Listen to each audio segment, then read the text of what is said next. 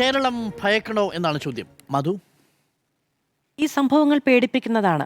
പക്ഷെ അങ്ങനെ ഒരു പുതുതായ ഭയം ഈ കാലഘട്ടത്തിലെ കുട്ടികൾക്ക് മുകളിൽ മാത്രമായി അടിച്ചേൽപ്പിക്കുന്നതിൽ കാര്യമില്ലെന്നാണ് ഞാൻ വിചാരിക്കുന്നത്. കുറ്റവാളികൾ എന്ന് നമ്മൾ കാറ്റഗറൈസ് ചെയ്തിരിക്കുന്ന മനുഷ്യർ, അങ്ങനെ നമുക്ക് അവരെ കുറ്റവാളികൾ എന്ന് വിളിക്കാൻ പറ്റുമോ എന്ന് പോലും അറിയില്ല. കാരണം ഒരു കുറ്റത്തിന്റെ വ്യാപ്തി, അവർക്കത് മനസ്സിലാക്കാൻ കഴിയുന്ന പ്രായമോ അതിനുള്ള ഗൗരവമോ അതിനുള്ള അറിവോ തുടങ്ങിയ കാര്യങ്ങളൊന്നും നമുക്ക് അവരിൽ നിന്ന് പ്രതീക്ഷിക്കാൻ കഴിയാത്ത സമയമാണ്. അപ്പോൾ അങ്ങനെ ഈ കുറ്റകൃത്യം ചെയ്യുന്ന കുഞ്ഞുങ്ങൾ അവരെല്ലാ കാലത്തും ഉണ്ടായിട്ടുണ്ട്, ഒന്നാമത്തെ കാര്യം. രണ്ടാമത്തേത്, നമ്മളിപ്പോൾ ഒരു 13 വയസ്സുകാരി ഉൾപ്പെട്ടിരിക്കുന്ന ക്രൂരമായ ഒരു കൊലപാതക കേസിനെ കുറിച്ച് സംസാരിക്കുന്നു. അത് സംസാരിക്കേണ്ടതാണ്. അതിനുള്ളിലേക്ക് പ്രായപൂർത്തിയാക്കാത്ത മറ്റാളുകൾ വരുന്നു എന്നത് നമ്മൾ പേടിക്കേണ്ടതാണ്. അങ്ങനെയുള്ള പല കാര്യങ്ങളുമുണ്ട്. ഞാൻ പലയിടങ്ങളിൽ സംസാരിക്കാൻ പോകുമ്പോൾ ആവർത്തിച്ച് സംസാരിച്ചിട്ടുള്ള ഒരു കാര്യമാണ് പത്തനംതിട്ടയിലെ 15-16 വയസ്സുള്ള ഒരു പെൺകുട്ടിയുടെ വാർത്ത. കുറച്ച് കാലങ്ങൾക്ക് മുമ്പ് നമ്മുടെ മുന്നിലേക്ക് വന്നിരുന്നു. 4 വർഷത്തോളമായി 10-60-ലേറെ മനുഷ്യന്മാർ നിരന്തരം ആ കുട്ടിയെ ചൂഷണം ചെയ്തിരുന്നു. അപ്പോൾ അങ്ങനെയുള്ള കുട്ടികൾ കൂടി ജീവിക്കുന്ന ഇടമാണിത്. അപ്പോൾ നമ്മളൊരു കുട്ടിയെ അല്ലെങ്കിൽ ഒരു പ്രായപരിധിയിലുള്ള ഒരു മനുഷ്യനെ അവരൊരു കുറ്റകൃത്യം ചെയ്യുന്നു എന്ന കാര്യത്തിന് മുന്നിൽ വെച്ച് ജഡ്ജ് ചെയ്യുമ്പോൾ അവരുടെ പ്രായത്തിലോ അതിൽ കുറവോ ഉള്ളതായ എത്രയോ കുഞ്ഞുങ്ങൾ നമ്മളുടെ പൊതുവായ നിസ്സംഗത കൊണ്ട് ഇന്നും ഇപ്പോൾ ഒരു കുട്ടി 10-20 മിനിറ്റ് ഒരു വഴിയിൽ വീണ് അപകടം സംഭവിച്ച് ചോര വാർന്നു മരിച്ചു പോയിട്ടുണ്ട്. അപ്പോൾ അങ്ങനെയുള്ള നമ്മുടെ നിസ്സംഗത കൊണ്ട് നരകം ഭൂമിയിൽ അനുഭവിച്ച് തീർത്ത് മരിച്ചു പോകുന്ന കുഞ്ഞുങ്ങളുണ്ട്. ഇനി പത്തനംതിട്ടയിലെ കേസ് പറഞ്ഞല്ലോ, 3-4 വർഷം 10-60 മനുഷ്യർ ആ കുട്ടിയെ ദുരുപയോഗം ചെയ്തിട്ടുണ്ട്.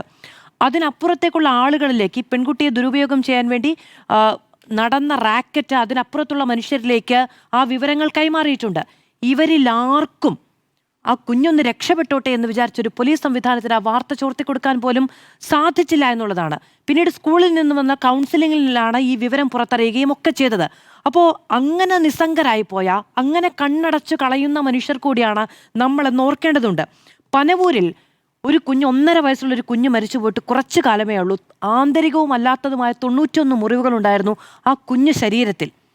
നിരന്തരം ആ വീട്ടിൽ നിന്ന് പ്രശ്നങ്ങളുണ്ടായിരുന്നു, നിലവിളികളുണ്ടായിരുന്നു. ഈ കുഞ്ഞിനെ ഇയാൾ ഉപദ്രവിക്കുന്നുണ്ട് എന്ന് അവിടെയുള്ള സകല മനുഷ്യർക്കും അറിയാമായിരുന്നു എന്നതാണ്. അതുപോലെ എത്രയോ കാര്യം. ഇപ്പം മാനസിക ബുദ്ധിമുട്ടുള്ള ഒരു അമ്മ ഒരു കുഞ്ഞിനെ പാലത്തിൽ നിന്ന് എറിഞ്ഞു കൊന്നുകളയുന്നു. അവസാനം ആ കേസ് എവിടെയാണ്? അവർക്കറിയില്ല ഈ കുഞ്ഞിനെ ദുരുപയോഗത്തിൽ നിന്ന് എങ്ങനെ രക്ഷിക്കണമെന്നത്. അതിനവർ കണ്ടുപിടിച്ച മാർഗമായിരുന്നു അതിനെ കൊന്നുകളയുക എന്നുള്ളത്. ഇങ്ങനെ അപ്പോൾ നമ്മൾ ഈ കുട്ടികൾ കുറ്റം ചെയ്യുന്നു എന്ന് പറഞ്ഞ് ടാർഗറ്റ് ചെയ്ത് നിർത്തുമ്പോൾ നമ്മൾ അവരോട് എന്താണ് ചെയ്യുന്നത് എന്നത് കൂടി ആലോചിക്കേണ്ടതുണ്ട്. നമ്മൾ എന്താണ് ചെയ്യുക? ഈ കാലഘട്ടത്തിലെ കുഞ്ഞുങ്ങളുടെ ബുദ്ധിമുട്ടുകൾ നമ്മൾ 4-5 നമ്പർ ഇട്ടിങ്ങനെ എഴുതി വെക്കും. അതിലാദ്യത്തേത് എന്താണ്? കുഞ്ഞുങ്ങളെ മനസ്സിലാക്കാൻ നമുക്ക് ബുദ്ധിമുട്ടുണ്ട് എന്ന കാര്യമാണ്. കുഞ്ഞുങ്ങളെ മനസ്സിലാക്കുക എന്ന് പറഞ്ഞാൽ അവർക്ക് മുകളിൽ CCTV വെക്കുക എന്നതല്ല. അവരെങ്ങനെയാണ് പെരുമാറുക എന്ന നിലയ്ക്ക് എക്യുപ്ഡ് ആക്കുക എന്നുള്ളതാണ്. നോക്കൂ, കേരളത്തിൽ ഒരു ആവറേജ് മാരേജ് പ്രായം, വിവാഹ പ്രായം നോക്കുകയാണെങ്കിൽ ഇപ്പോൾ സ്ത്രീകളുടേത് 22 വയസ്സ് മുതൽ 25 വയസ്സ് വരെയാണ്. പുരുഷന്മാരുടേത് 27 മുതൽ 29 വയസ്സാണ്. അങ്ങനെ നോക്കുകയാണെങ്കിൽ 13-15 വയസ്സ് പ്രായമുള്ള ഒരു കുട്ടിയുടെ പിതാവ് എന്ന് പറയുന്നത് 45 വയസ്സിന് താഴെയുള്ളവരാണ്. നമ്മൾ ഈ കുഞ്ഞുങ്ങളുടെ മൊബൈൽ ഉപയോഗം റെസ്ട്രിക്റ്റ് ചെയ്യണം എന്ന് പറയുന്നുണ്ടല്ലോ. 45 വയസ്സിന് താഴെയുള്ള നമ്മളിൽ പലരും എങ്ങനെയാണ് നമ്മുടെ ഒഴിവ് സമയം, വീട്ടിലുള്ള ഒഴിവ് സമയം ചെലവാക്കുന്നത് എന്ന് സ്വയം ഒന്ന് ചിന്തിക്കണം. നമ്മുടെ 10-13 വയസ്സുള്ള കുഞ്ഞുങ്ങൾക്ക് കൊടുക്കേണ്ടുന്ന താഴെ സമയം എന്ന് വെച്ചാൽ നമുക്ക് മീ ടൈം പാടില്ല എന്നുള്ളതല്ല. അവരുടെ കാര്യങ്ങൾ അന്വേഷിക്കാൻ, ഈ പറയുന്ന CCTV സംവിധാനത്തിനപ്പുറത്ത് അവരെ മനസ്സിലാക്കാൻ, അവരോട് സംസാരിക്കാൻ, അവരുടെ വിദ്യാഭ്യാസം, അവരുടെ സുഹൃത്തുക്കൾ തുടങ്ങിയ കാര്യങ്ങളിൽ അവരുടെ ജീവിതത്തെക്കുറിച്ച് അവരെ എക്യുപ്ഡ് ആക്കാനുള്ള സമയം നമ്മൾ എങ്ങനെ വിനിയോഗിക്കുന്നു എന്ന് ചിന്തിച്ചതിന് ശേഷം നമ്മൾ അവരെ ജഡ്ജ് ചെയ്യാൻ പോയാൽ അതിലൊരു മര്യാദയുണ്ട് എന്നുള്ളതാണ്. നമ്മൾ ആദ്യം എന്ത് ചെയ്യും? കുഞ്ഞുങ്ങളുടെ ഫോൺ എടുത്ത് മാറ്റിവെക്കും. റെസ്ട്രിക്റ്റ് ചെയ്തുകൊണ്ട് ഒരു കൗമാരക്കാരനെ ഇന്നും നിയന്ത്രിക്കാൻ കഴിയില്ല. റെസ്ട്രിക്റ്റ് ചെയ്തുകൊണ്ട് ഒരു കൗമാരക്കാരനെ ഒരു കാലത്തും നിയന്ത്രിക്കാൻ പറ്റിയിട്ടുമില്ല. അങ്ങനെയുള്ള കലാപങ്ങൾ ഏറെ കണ്ടിട്ടുള്ള 10-16 വയസ്സിൽ അല്ലെങ്കിൽ വേറെ ഏത് പ്രായത്തിലാണ് കുഞ്ഞുങ്ങൾ റിബലാവുക, തിരിച്ചു ചോദിച്ചു തുടങ്ങുക. അമ്മയുടെയും അച്ഛൻ്റെയും തണലിൽ നിന്ന് സ്വന്തം കാലിൽ നിൽക്കാൻ ആകുന്നു എന്ന് തോന്നുന്ന സമയത്ത് അവരുടെ ഹോർമോണൽ ഇംബാലൻസസ് ഉണ്ട്.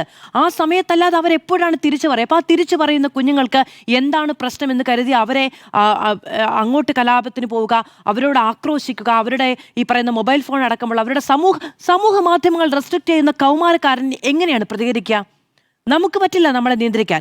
അവരുടെ കൂട്ടുകാർക്കിടയിൽ അവർക്കാകെയുള്ള കമ്മ്യൂണിക്കേറ്റ് ചെയ്യാൻ പറ്റുന്ന, നമ്മളോട് കമ്മ്യൂണിക്കേറ്റ് ചെയ്യാൻ പറ്റുന്നില്ല, കമ്മ്യൂണിക്കേറ്റ് ചെയ്യാൻ പറ്റുന്ന അവരുടെ പിയർ ഗ്രൂപ്പ് നമ്മൾ അവർക്ക് റെസ്ട്രിക്റ്റ് ചെയ്തിട്ട് അവരോട് നമ്മുടെ വഴിക്ക് വരാൻ പറഞ്ഞാൽ പോയി പണി നോക്കാൻ പറയും. ആ പോയി പണി നോക്കാൻ പറയുന്ന രീതി പലതായിരിക്കും എന്നതാണ് മറ്റൊരു കാര്യമെന്ന് പറയുന്നത്. പിന്നെ ഒരു വലിയ പ്രശ്നമാണ് കമ്മിറ്റ്മെന്റ്. നോക്കൂ, ഈ ജനറേഷൻ എങ്ങനെയാണ് റിലേഷൻഷിപ്സിനെ കാണുക, എങ്ങനെയാണ് അവരതിനെ ഡിഫൈൻ ചെയ്യുക എന്നത് നമുക്കറിയാത്ത പ്രശ്നമാണ്. അവർ ഓരോന്നിനും വളരെ കൃത്യമായി അവർ നോക്കുന്നു. ഇപ്പം നമ്മൾ പറയും നമ്മുടെ കൗമാരത്തിൽ ഒന്നുകിൽ ഗേൾ ഫ്രണ്ട് അല്ലെങ്കിൽ ബോയ് ഫ്രണ്ട്, ഇതിനപ്പുറത്തേക്ക് സ്ത്രീ പുരുഷ ബന്ധമില്ല. ഇതിനപ്പുറത്ത് ആൺകുട്ടികളും പെൺകുട്ടികളും സുഹൃത്തുക്കൾ, അല്ലെങ്കിൽ മൂന്നാമത്തേത് സുഹൃത്തുക്കൾ. ഇതിനപ്പുറത്തേക്ക് ഇന്നത്തെ തലമുറയ്ക്ക് ഓരോ റിലേഷൻഷിപ്പിനും ഡെഫിനിഷൻ ഉണ്ട്. അവർ ഓരോരുത്തരെയും എവിടെയാണ് നിർത്തേണ്ടത് എന്നുള്ളത്, അവരെങ്ങനെയാണ് നമ്മളെ കാണുന്നത് എന്ന് മനസ്സിലാക്കിക്കൊണ്ടൊക്കെയാണ്. ആ ആളുകളുടെ അടുത്തേക്കാണ് നിങ്ങൾ ഞങ്ങളോട് കമ്മിറ്റ്മെന്റ് കാണിക്കണം, സമൂഹത്തോട് കമ്മിറ്റ്മെന്റ് കാണിക്കണം, ഇതുവരെ ഉണ്ടായിരുന്ന മൂല്യങ്ങൾ എന്ന് നമ്മൾ അവകാശപ്പെടുന്ന പലരോടും കമ്മിറ്റ്മെന്റ് കാണിക്കണം എന്ന നിർബന്ധ ബുദ്ധി അവരുടെ മുകളിലേക്ക് വെച്ചു കൊടുക്കുന്നത് നടക്കില്ല. അങ്ങനെയൊന്നും ചിന്തിക്കാനോ അങ്ങനെയൊന്നും നിയന്ത്രിക്കാനോ കഴിയില്ല എന്നതാണ്. ഇപ്പൊ ഈ നോക്കൂ, രാസലഹരി നമുക്ക് മുതിർന്നവരിലുള്ള ഉപയോഗം നിയന്ത്രിക്കാൻ കഴിയുന്നുണ്ടോ? മുതിർന്നവരിലേക്ക് രാസലഹരി എത്തിച്ചേരുന്ന അതേ വഴികളിലൂടെയാണ് കുഞ്ഞുങ്ങളിലേക്കും എത്തുന്നത്. മുതിർന്നവരാണ് പലപ്പോഴും അതിനുള്ള സംവിധാനം ഉണ്ടാക്കി കൊടുക്കുന്നത്. അപ്പോൾ അത് നിയന്ത്രിക്കുക എന്നതിനപ്പുറത്ത് കുഞ്ഞുങ്ങൾ രാസലഹരി ഉപയോഗിക്കുന്നവരാണ്, അവരിലേക്ക് എത്തുന്ന സംവിധാനമാണ് ചോദ്യം ചെയ്യപ്പെടേണ്ടത് എന്നുള്ളതാണ്. വയലൻസ്, നമ്മുടെ സിനിമകൾ എന്താണ് കൊടുക്കുന്നത്? ഓരോ സിനിമ കഴിയുമ്പോഴും ആ വയലൻസിന്റെ അടുത്ത എക്സ്ട്രീം എന്താണെന്ന പരീക്ഷണമാണ് ഇവിടെ നടക്കുന്നത്. ശരി, ചിലപ്പോൾ നല്ല സന്ദേശം കൊടുക്കാനുള്ള നല്ല സിനിമകളായിരിക്കും, വിപണിയിൽ വലിയ വിജയം നേടുന്നവയായിരിക്കും. പക്ഷേ ഈ വയലൻസ് കൺസ്യൂം ചെയ്യുന്ന മെന്റാലിറ്റി എന്താണെന്ന് ആലോചിക്കണം. നമ്മൾ വിപണിയിൽ രാസലഹരി സുലഭമായി കിട്ടുകയും ഇത്രയും വയലൻസ് അടക്കമുള്ള സിനിമകൾ വരികയും ഈ കുട്ടി തന്നെ ആദ്യത്തെ ഈ തലയിലേക്ക് കല്ലിട്ട് കൊല്ലാമെന്ന പ്ലോട്ട് ഉണ്ടാക്കുന്നത് ആദ്യം ഒരു സിനിമയിൽ നിന്നാണ്. ഒരു കുഞ്ഞ് ഒരു സീരിയൽ കില്ലറായി മാറുന്ന ഒരു തമിഴ് സിനിമയോ മറ്റോ കുട്ടിയെ സ്വാധീനിച്ചിട്ടുണ്ട്. അങ്ങനെ എത്ര സിനിമകളുണ്ട്. ഈ അടുത്തിറങ്ങിയ ഒരു ബോളിവുഡ് സിനിമ സെയിം പ്ലോട്ടിലാണ് വരുന്നത്.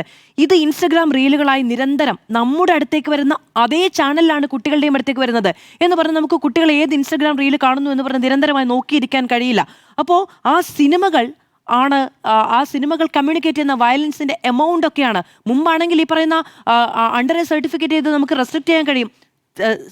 ടെലിവിഷനിൽ വരില്ല, തിയേറ്ററിൽ വരുന്നുണ്ടെങ്കിൽ അവിടേക്ക് പ്രവേശനമുള്ള കുഞ്ഞുങ്ങളുടെ പ്രായപരിധിയുണ്ട്. കയ്യിലിരിക്കുന്ന ഫോണിൽ എന്ത് റെസ്ട്രിക്ഷനാണ് ഉള്ളത്? അപ്പോൾ ഈ അൽഗോരിതം സെറ്റ് ചെയ്യാൻ മെറ്റെ വിളിക്കുന്ന സമയത്ത് രാഷ്ട്രീയ താല്പര്യത്തിനപ്പുറത്ത് ഈ വക കാര്യങ്ങൾ കൂടിയുണ്ട്. അവരുടെ അക്കൗണ്ടിൽ യൂട്യൂബിൽ ഈ പറയുന്ന പോലെ കിഡ്സ് യൂട്യൂബ് ഉണ്ട്.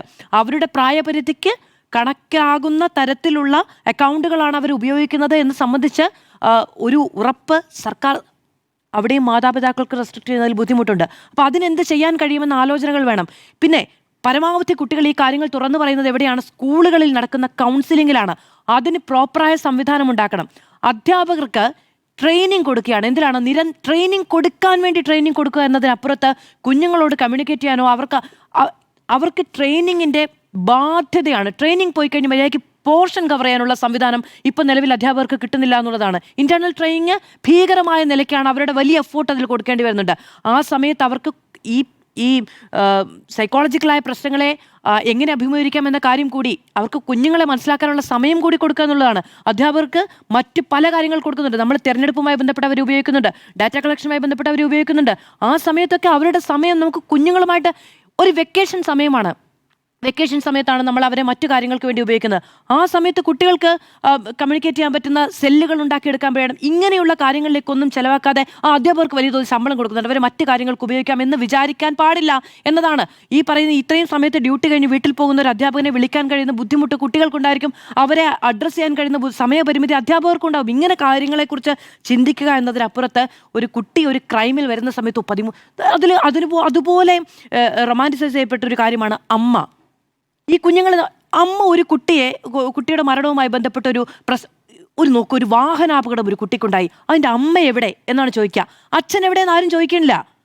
ഒരു വീട്ടിൽ നിന്നൊരു കുട്ടി ഗേറ്റ് തുറന്ന് പോയി ഒരു അപകടം വന്ന് അതിന് എന്തെങ്കിലും ഒരു അത്യാഹിതം സംഭവിച്ചു പോയി, അമ്മ എവിടെ എന്നാ ചോദിക്കുക. ഇതിങ്ങനെ കാൽപ്പനികവൽക്കരിച്ച് കാണുക എന്ന് പറയുന്ന സമൂഹത്തിന്റെ കണ്ണിൻ്റെ ഒരു വലിയ പ്രശ്നമുണ്ട്. കുഞ്ഞുങ്ങൾ ഇന്നും ഇന്നലെയും അല്ല, ഈ പറയുന്ന 18 വയസ്സിന് താഴെയുള്ള കുട്ടികൾ ഇന്നും ഇന്നലെയും അല്ല ക്രൈമിലേക്ക് വന്നിട്ടുള്ളത്. ആ ക്രൈമിലേക്ക് വരാനിടയായ സാഹചര്യം കുട്ടികൾ എന്ന് പറയുന്നത് സ്റ്റേറ്റിന്റെ ഉത്തരവാദിത്തമാണ്, സമൂഹത്തിന്റെ ഉത്തരവാദിത്തമാണ്. അവരെ 18 വയസ്സിന് മുകളിലുള്ള ക്രിമിനലുകളെ എങ്ങനെ കൈകാര്യം ചെയ്യുന്നു അങ്ങനെ കൈകാര്യം ചെയ്യുന്നു എന്ന് പറഞ്ഞിട്ടുണ്ടെങ്കിൽ അവരുടെ അത്രയും കാലത്തെ അവരുടെ മാനസികാവസ്ഥയുടെ ഉത്തരവാദിത്തം ആരെ ഏറ്റെടുക്കും? കുഞ്ഞുങ്ങളുടെ വിദ്യാഭ്യാസം ആരുടെ ഉത്തരവാദിത്തമാണ്? സ്റ്റേറ്റ് ഏറ്റെടുത്ത ഉത്തരവാദിത്തമാണ്. വിദ്യാഭ്യാസം എന്ന് പറയുന്നത് ബൈഹാർട്ട് പഠിക്കുക എന്നത് മാത്രമല്ല എന്ന പ്രശ്നമുണ്ട്. ഇതിൽ അടിമുടി പരിഷ്കരണത്തിലൂടെ അല്ലാതെ നമുക്ക് മുന്നോട്ടൊന്നും പോകാൻ കഴിയില്ല. അല്ലാതെ ഇവരെ ഇങ്ങനെ ചാപ്പ കുത്തി വെക്കുക, ക്രിമിനലുകൾ എന്ന് പറയുക, അവർ ചെയ്യുന്ന ക്രൈം കണ്ട് അന്തം വിട്ട് നിൽക്കുക എന്ന് പറയുന്നതുകൊണ്ട് കാര്യമില്ല. അത് ഈ പറയുന്ന പോലെ അടുത്ത ഇൻസ്റ്റഗ്രാം റീലായി വരിക എന്നത് മാത്രമേ സംഭവിക്കുകയുള്ളൂ. ഈ കേസുകളും ഇതുമായി ബന്ധപ്പെട്ട കാര്യങ്ങളുമൊക്കെ കൂടുതൽ വയലൻസ് കുഞ്ഞുങ്ങളിലേക്ക് ഇഞ്ചക്ട് ചെയ്ത് കൊടുക്കാൻ മാത്രമേ സഹായിക്കുന്നു എന്നതാണ് ഒരു പ്രശ്നം. അതുകൊണ്ട് അവരെ നമ്മൾ എങ്ങനെ ജഡ്ജ് ചെയ്യുന്നോ അങ്ങനെ തന്നെ നമ്മളെയും ജഡ്ജ് ചെയ്യേണ്ടതുണ്ട്.